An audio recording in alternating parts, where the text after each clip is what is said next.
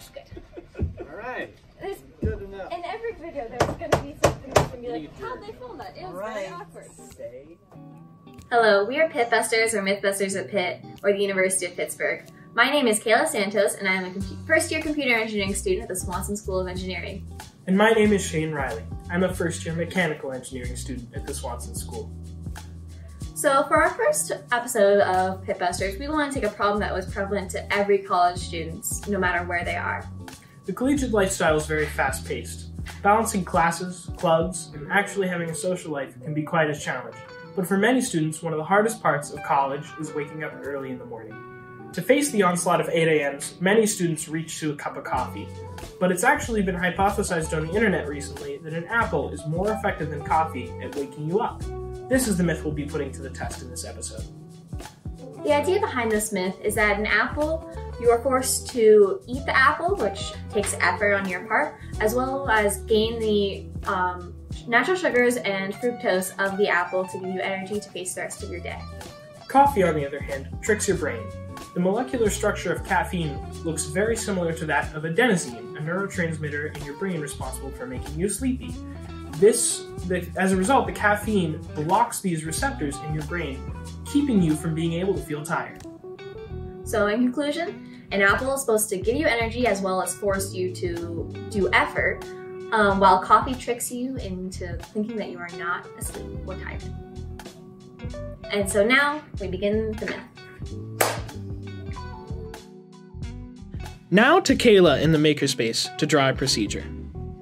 For this test, we will be putting the natural sugar of crisp, Market Central apples up against the brain-tricking caffeine of every college student's favorite drink, black coffee. Now keep in mind, we're running these tests on 2 Friday nights into Saturday mornings because we truly have nothing better to do with our time. Now, for our procedure, we plan to show up in the makerspace at 12 o'clock at night in our pajamas, fall asleep on the couch, and wake up at 5 in the morning. Then, we will open our morning by eating the apple or drinking the coffee, and then follow up with a series of tests. These tests will include dropping and catching a meter stick to measure our reaction speed, taking an online reaction speed test and comparing the results with the test prior, and then finally, taking an endurance test, sitting on the couch and avoiding being lulled to sleep by the sweet, sultry tones of America's painter and hero, Bob Ross. Hey, I'm Kelsey. I'm the girl in the yellow cardigan who looks like she's regretting her life choices. Before we could fall into the sweet embrace of sleep, we had to collect control data to compare with the data taken after waking up at 5 in the morning. First is the computer reaction test, then the meter stick test. Halfway through the meter stick reaction test, we actually realized it was not, in fact, a meter stick, but a yardstick, because we are in America, and all SI units are inferior. My numbers, great! After all that wonderful testing, it was time for bed.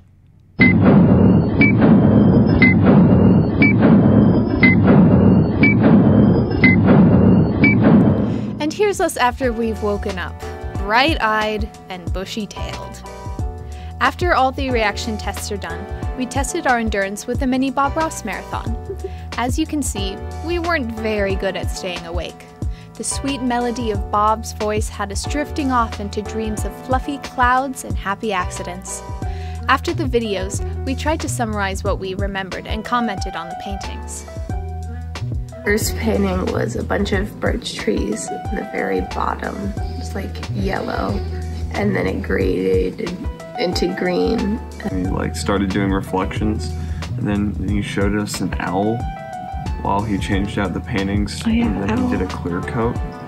And then there were birch trees, and he flicked black paint on them and swiped it across to make them look like birch trees. Had some cool colors on it, you know, made it yellow and then a lighter blue and a darker blue, so there was a little bit of green in between there. I remember there were trees and upside down trees. Then he put the black bits on it, and that was cool. It was nice. A week later, we were ready to replicate the experiment with a cup of coffee. We repeated all the controlled tests we did last week, but you already saw all that. Fast forward!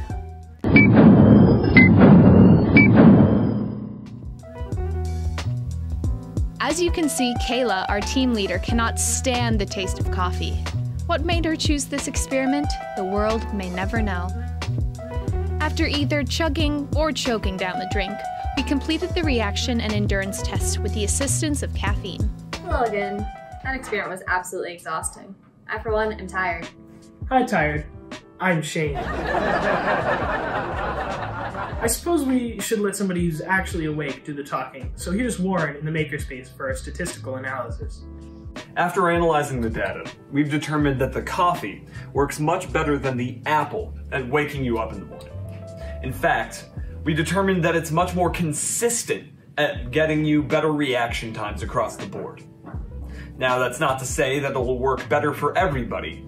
However, based on our results, it clearly outpaced the apple in every test.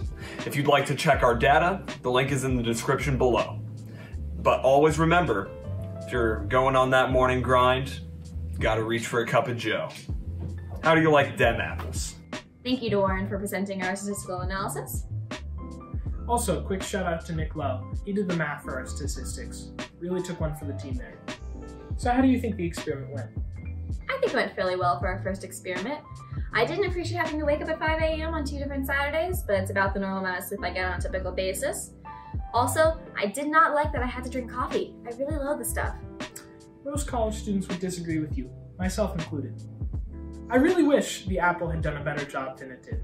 At least it'll still keep the doctor away though. Ending on that, I hope you enjoyed this episode of Pitbusters with us, and we hope to see you again.